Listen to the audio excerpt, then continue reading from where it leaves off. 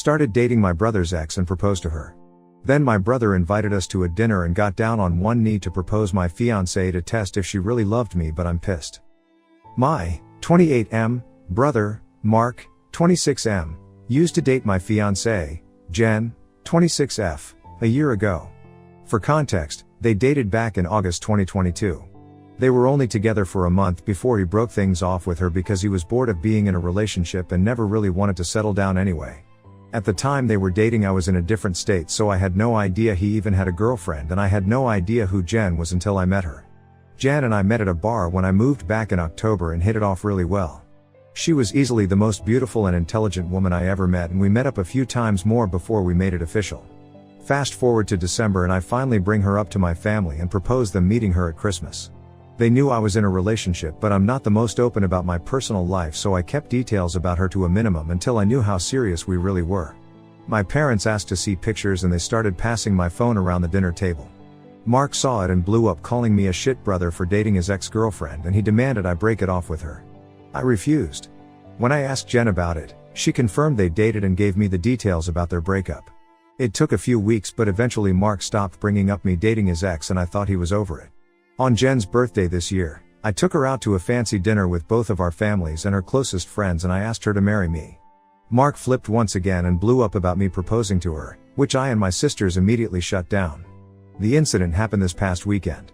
Mark had been pretty quiet about the whole thing for the last 2 months.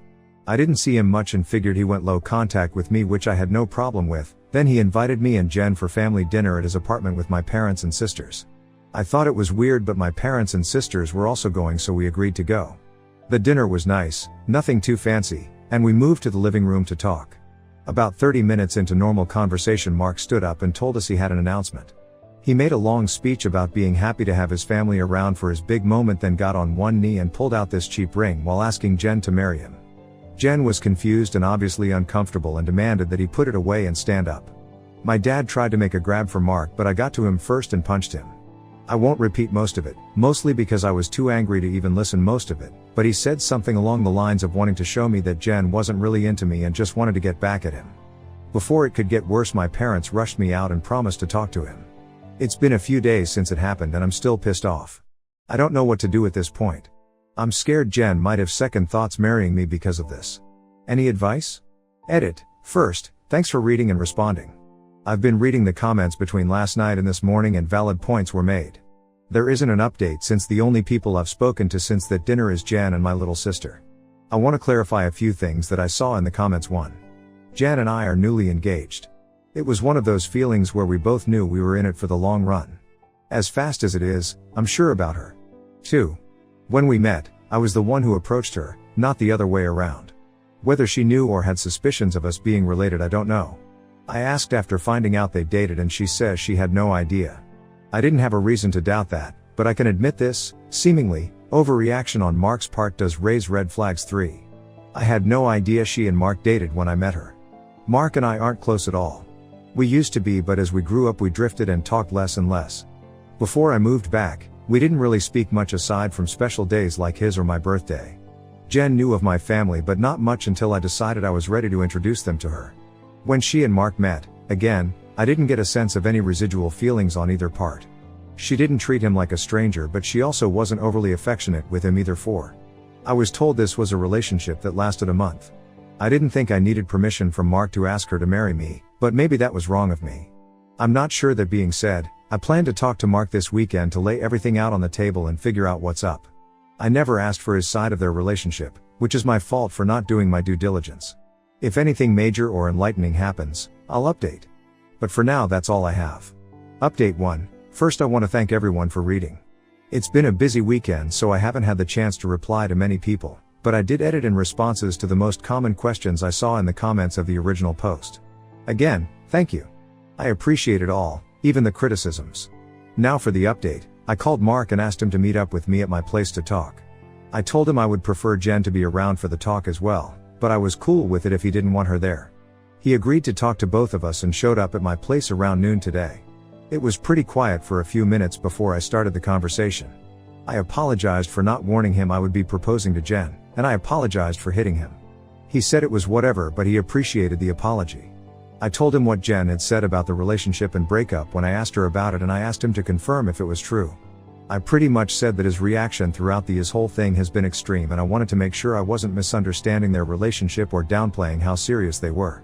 He confirmed that they only dated for a few weeks and he broke up with her because he lost interest. Jen asked if he was acting like this because he still had feelings or regrets about ending things with her. He said he could admit he thought she was more attractive than when he last saw her, but there weren't any feelings or regrets. He said he just didn't like seeing a girl he dated, even if it was short term, with his older brother, and as a man I shouldn't have violated him by pursuing things with his ex. I reminded him that I had no idea they dated, so it wasn't like I consciously did this knowing their history together. He shrugged me off and said it didn't matter, I still should have broken it off. He was adamant that if the roles were reversed he would have done the same thing, which I doubt. I asked him why he proposed to her if he didn't have any lingering feelings. Basically, to sum it up, he was talking about it to one of his buddies who was around when Mark and Jen dated, and the guy put the idea in his head that maybe Jen knew from the start that we were related and was doing this to get back at him, considering Jen had been hung up on him after they ended. He and his friend thought it would be a good idea to test it and see if they were right, so he came up with the idea to propose and see if she dumped me for him. Jen asked him to elaborate on why he thought she was hung up on him, and he told her that he heard she was asking about him following the breakup and still hanging out at the places they used to go to, so it was a valid assumption. Then for her to pop up randomly with his brother affirmed his suspicions. Jen told him she'd only asked about him once following the breakup, and she'd been hanging out at those places with friends before they started dating, and she wouldn't avoid them because of a breakup. She also told him she was offended at the idea that she would go as low as to pursue me, just to get back at him. He shrugged and gave her a half-assed apology, but said she had to see it from his point of view. He asked her if she really didn't know, and she told him that she didn't see the resemblance in us until we were in the same room and we act nothing alike, so it never crossed her mind, and he said okay. That pretty much wrapped up the conversation. He did tell me before he left that I could take back his invite to the wedding because he can't bring himself to support our relationship knowing he used to date her. I told him he didn't have to worry about that as he was most likely going to be uninvited anyway. It's been a few hours since our talk and I do feel better.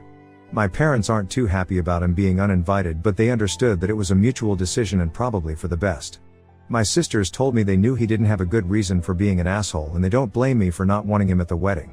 As of now, I'm going to limit contact with Mark, and I doubt he'll reach out to me anytime soon either. Once again, I want to thank everyone for reading and commenting, and if anything significant happens, I'll update again. Update 2. It's been a while since I've posted, but a few things have happened since my last talk with Mark. So I've been low contact with Mark since our last conversation. I haven't called him and he hasn't called me, and our only interactions have been in family settings. As it stands, my mom is now upset that Mark is still uninvited for my wedding. It started with a comment made during my younger sister, Sophie, 22F's birthday. Her boyfriend of, I think, 4 years proposed to her at the end of the night, and we sat around talking about what she envisioned for her dream wedding. She talked a bit about wanting a destination wedding and her ideas for the cake and dress. Then she said something along the lines of, "Teddy, I know Mark's banned from your wedding, but you won't care if he comes to mine, right?" I laughed it off and told her I can't get mad about her guest list even if I wanted to.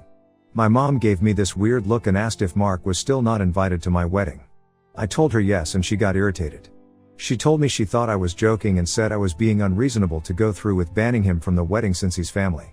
She accused me of holding a grudge just to be petty. I reminded her that he and I agreed on him not coming. I then told her that this wasn't the time to talk about my wedding since the day was about Sophie, and if Mark or her want to talk about my wedding they can call me another time. Sophie laid into my mom a bit about trying to make her special day about Mark, and my mom dropped the issue. For those of you who might be wondering, Mark wasn't at Sophie's party because he apparently had to work and couldn't make it. A few days later, my mom stopped by my house and said she wanted to discuss my wedding. She asked me why I was so adamant about Mark not coming to my wedding. She said that I shouldn't be so insecure about Mark and Jen's previous relationship and that uninviting him was a step too far. I told her that Mark and I mutually agreed on him not coming to the wedding, and he can come to me about it himself if he has a problem with it. We got into an argument and she said that if I wasn't going to re-invite Mark then she would not be coming either because I'm ostracizing her son. I shrugged and told her if that's what she wants then she can toss her invite in the trash because I won't beg her to be there. She asked me if I would really be okay with her not attending, and I told her it wouldn't be the first time she missed an event of mine because of Mark. She said I was being an off for throwing her past mistakes in her face, and she stormed out. I then started getting messages and phone calls from her and a few family members about the whole situation, saying I was in the wrong and urging me to invite Mark just to keep the peace. Jen's also been getting messages from my mom asking her to talk to me and get me to change my mind, but to my knowledge she hasn't been responding. So far, most of my mom's side of the family are standing in solidarity with her and not attending, while my dad and his side of the family, which is only my aunt and uncle and their 2 kids, agree with me and are still coming. My sisters are also still coming to the wedding, and of course Jen's family too. Also, I talked to Mark about it and asked him if he had a problem with not having an invite. He said he uninvited himself in the first place and he doesn't get why they're making a big deal because he still doesn't want to go. He told me to leave him out of the fighting because he's not involved, and he says he'd tell her the same. As of now, I'm back to being low contact with my mom, but my dad and I are still on decent terms. I'm still deciding on whether I'll re-invite my mom and her family, should they change their mind about the boycott, but the chances are low, and I told my dad this too, which he understands. For now, Jan and I started looking into downsizing the venue since the guest list is significantly smaller. Update 3, my mom is uninvited from the wedding indefinitely. About 2 weeks after she decided to not come to the wedding, she stopped by and said she wanted to clear the air and talk about everything. We agreed and invited her in to join us for dinner. Jen made her a plate of food and I asked her if she was still planning on not coming to the wedding. She said that while she wants to, she can't get over me not inviting Mark because of a simple mistake. I reminded her that his simple mistake was proposing to my fiancée with me sitting less than 3 feet away from him, and she said it was just a joke. Jen asked her why she wanted to talk if she was maintaining the same stance on Mark coming to the wedding. She said she wanted to talk to Jen and she was hoping Jen would hear her out and talk me into inviting Mark again. She apparently assumed I was at work and she'd be able to catch her alone. Jen politely told her that she understood her thought process, but she wouldn't have had that conversation anyway without me present, since this is about my brother. My mom made a comment somewhere in the lines of Jen being spineless and unable to have a conversation without me thinking for her, which started a pretty heated back and forth between the 3 of us before Jen told her to get out. She got up and started walking towards the door and my mom followed her, still screaming at her. By this point she's yelling about her tearing our family apart. While Jen was unlocking the front door, my mom grabbed her hair and pulled her to the ground, still screaming. She hit her and tried to claw her face, and I dragged her off of her and threw her outside. She banged on the door for a few minutes while I made sure Jen was okay before she left and called the both of us repeatedly. When I was sure Jen was okay, I texted my mom and told her not to bother reaching out again because we'll never speak to her again. I called my dad and sisters and told them what happened too. My dad was surprised and tried to make excuses, saying she'd been stressed about this whole situation for a while. My sisters say they knew she'd snap eventually since she's always been a crazy bi, and they said they'd come make sure Jen is okay. I asked Jen if she wanted to press charges, but she declined and said she only wanted to cut contact with her for good. I told that part was obvious, but she should still talk to the police since she was physically assaulted, but she doesn't want my mom to get arrested. My sisters and Jen's mom came by to comfort her, thankfully, so she's doing okay. My mom is blocked on everything until Jen says otherwise. I genuinely don't know what to do now. Jen doesn't want to go to the police because she'd feel guilty having her arrested over this, but my sisters and I want to convince her too, and I'd at least want documentation in case something happens in the future. Additional information: some people were asking questions about my mom and my decision not to be open with Jen about my relationship with my parents. I figure I could give some background on why we're so strained. Like some of you said, Mark was the golden child. Mark was my mom's baby boy and she didn't do much to try and hide it. They didn't spend much time with my sisters and I, like normal parents did with their kids unless they had to, but they'd spend time with Mark as often as possible, like taking him out shopping while we stayed with a sitter, or bringing him home his favorite food and toys from the store when they'd shop alone. He usually got better things compared to the rest of us, like new expensive clothes, while ours were thrifted, or new toys just for him compared to old toys we had to share with each other. If my sisters and I got gifts, they were for us to share, but my mom made it pretty clear that Mark's things were only for him and we shouldn't touch it. When Mark would screw up, I'd get punished for not being a good role model and showing him the proper way to behave. For example, Mark went through a phase of breaking his toys and I got the beating because obviously he learned the behavior from me. When he was 8, Mark got in trouble at school for trying to push a kid down the stairs. I was grounded for 2 weeks and told to apologize to the kid for not teaching my brother right. When I turned 13, I pushed for my parents to start giving me an allowance. They agreed as long as I did household chores like mowing the lawn, taking out the trash, raking leaves, etc. It was usually somewhere around $25 a week to help me start saving. Mark saw that I was getting money and he begged my parents for an allowance too. Instead of making him work, $10 of my allowance money was given to him each week because we were doing such a good job with our chores that he never touched. Whenever I asked him to help, he'd tell me it's not his job to do chores, so why should he bother? It was around this time that I started really distancing myself from my brother. By the time I entered high school, we only talked to each other when we needed small favors or when we absolutely had to. I got my first job when I turned 17 because I wanted to finally get my own car and make money that they couldn't force me to give to Mark. My oldest sister Maggie helped me start my own bank account and showed me how to properly budget and save my money. I got my first car at 18 after all of my hard work. When Mark got his license, my parents asked me to let him use my car to get around and for extra practice behind the wheel. Reluctantly I agreed, and for a while the arrangement was fine. Mark used my car when I didn't need it and helped maintain it pretty well. When he expressed wanting my parents to buy him his own car, my mom came to me and told me to give him my car because he needed it more. When I refused, she threatened to kick me out. We got in a fight that night, which ended with her giving Mark my car and taking me to transfer ownership of it to him within the following few days. Since I didn't have anywhere else I could go at the time, I just sucked it up and signed it over when I graduated high school. Both of my parents skipped my graduation because Mark didn't want to sit in a long ceremony just to see me get a piece of paper, and my mom didn't want to leave him alone for the night. So I only had the support of my sisters and my aunt and uncle who wanted to take me out. They ended up having to bring me home at my parents' request because they made me dinner to make it up to me. It was a dinner I couldn't eat because my mom put shrimp and chicken on the same serving dish and I'm allergic to shellfish. My first year out of high school I worked 2 jobs to buy myself another car, and at the start of the new school year I moved away for college and cut contact with them. They, mostly my mom, tried to reach out for the first few months via social media and Sophie, but I never responded, and I told Sophie she would be cut off too if she kept trying. When she couldn't get to me through Sophie, she tried going through my older sister Charlotte, and a few times through Maggie and Mark until I threatened to file a restraining order for harassment. It was a bluff because I had no idea how to do it, but it managed to scare her off, and the most I got from her was happy holiday texts over the years. Around the time I moved back, Charlotte told me they had been seeing a family therapist, at Charlotte's request, and my parents wanted to apologize for their treatment of us. I was hesitant, but I agreed as long as they would be genuine, and the reconciliation process started when I moved back home.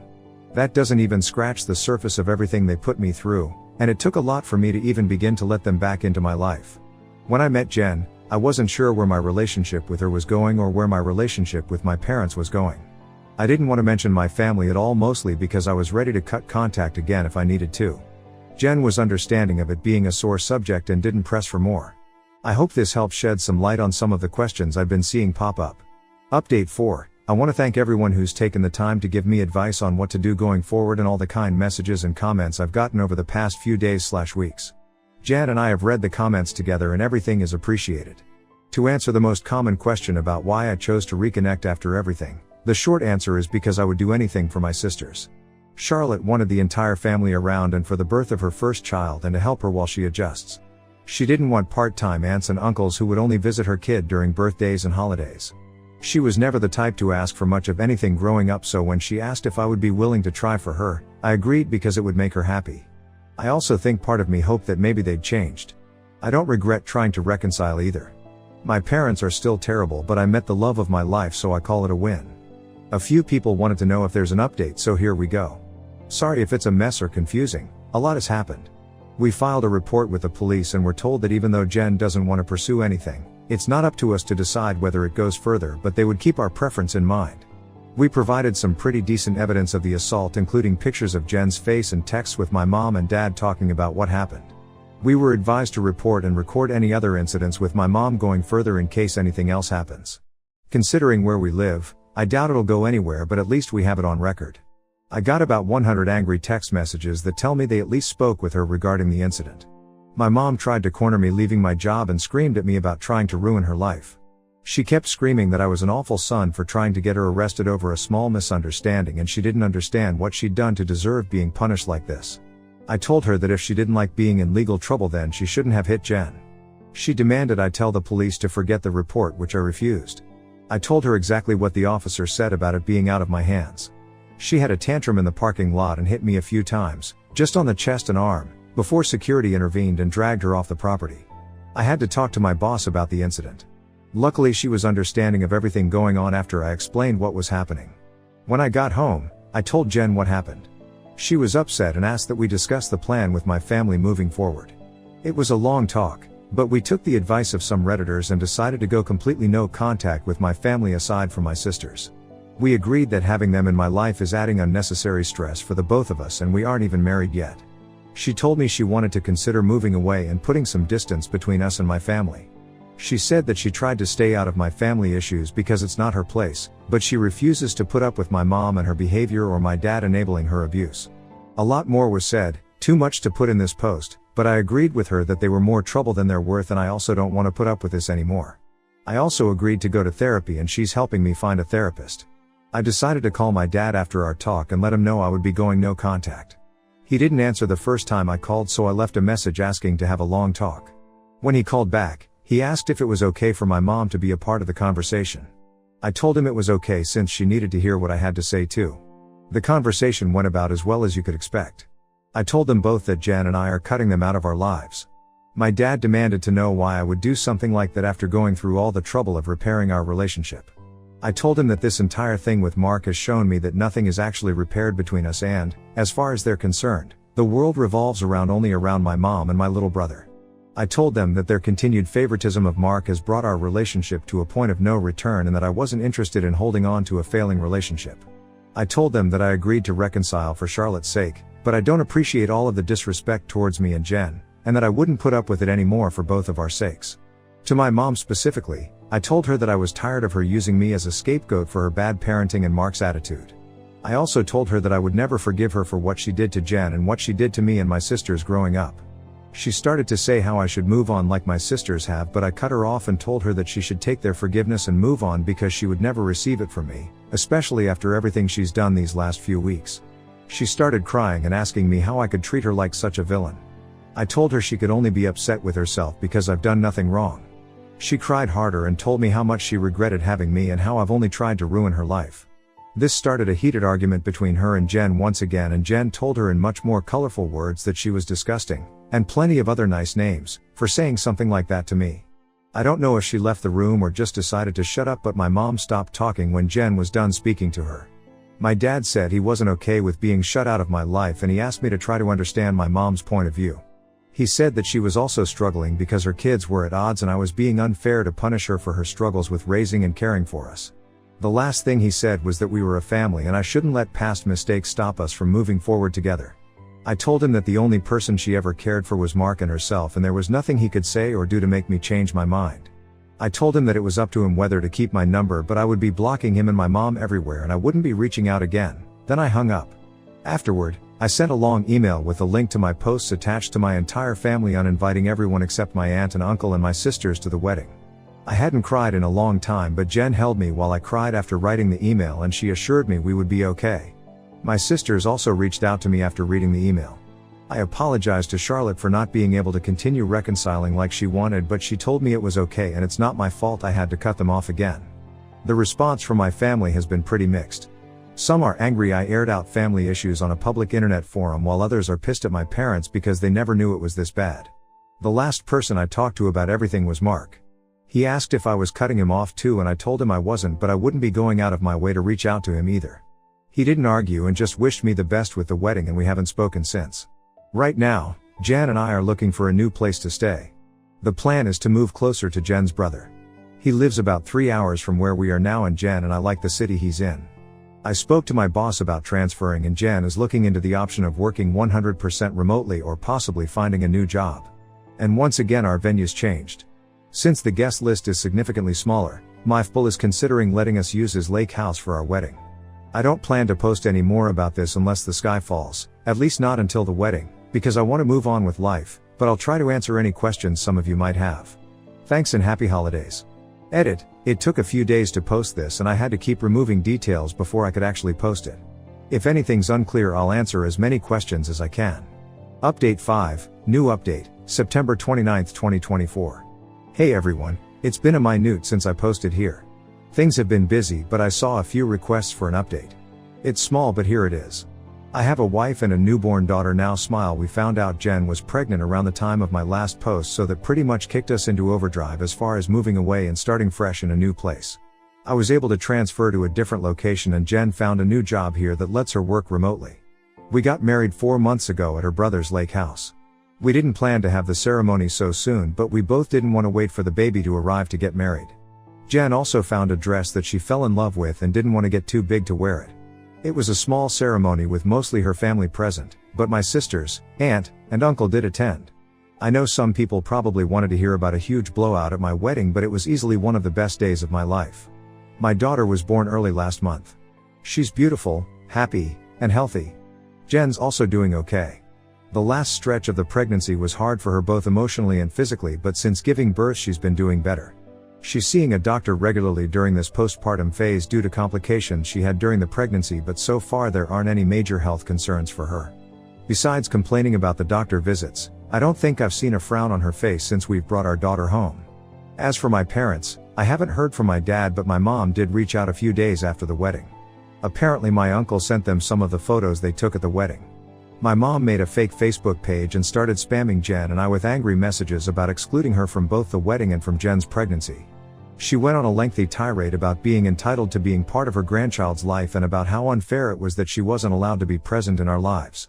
She asked to come visit us, demanded we visit her, and even asked to be in the delivery room, all of which was quickly shut down by me. I screenshot everything and emailed it to myself in case I'd need it for a PO in the future, then I blocked her. I haven't heard from her since, but I know she's been harassing my sisters to get us to talk to her. I don't know what, if anything, they're doing about it, but I did make it clear that we have nothing to talk about with her. For everyone wondering if Mark and I have been in contact, the answer is yes. He called after we came back from our honeymoon and congratulated us on the wedding and pregnancy. We did have a long talk about everything that happened. I won't go into detail, but we both got to say a lot, and he did offer both me and Jen what feels like a sincere apology for what he did. We've been texting a bit here and there since we talked. It's mostly just small talk and life updates, but he did invite me to have a drink with him next time I'm in town. I don't know if I'll accept it, but I told him I'd think about it. Thanks everyone for the support and well wishes you've all given us. Sorry if this update was all over the place. Edit. Just to clear it up before anyone asks, Mark doesn't know where I live and likely won't know in the future.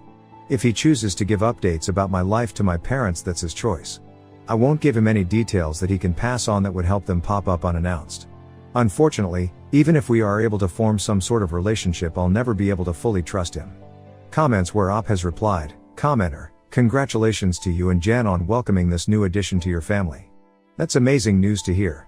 We knew that the fact your mom got very unhinged after getting both news was a huge possibility, and she made it known to the world. Word of advice, document everything she does, says, sends. You never know if a cease and desist is on the cards for you. Let's hope not, but better to be safe than sorry. Congrats again, and soak up all those newly born snuggles, they are the best. Oop, hey thanks. Smile. Being a new dad has got me anxious, but I think I'm doing a pretty good job. Trust me, I've been embracing all the snuggles, spit, and tears she's been offering. I can't say I'm surprised to hear from her, but I've been keeping everything documented with the advice of my lawyer. I'm hoping we won't need the PO, but anything can happen. Thanks for joining me on this wild ride. If you loved this story, make sure to give the video a thumbs up and subscribe for more shocking tales of family drama and Reddit gold. Want to hear another crazy story? Click the video right here. Until next time, stay curious.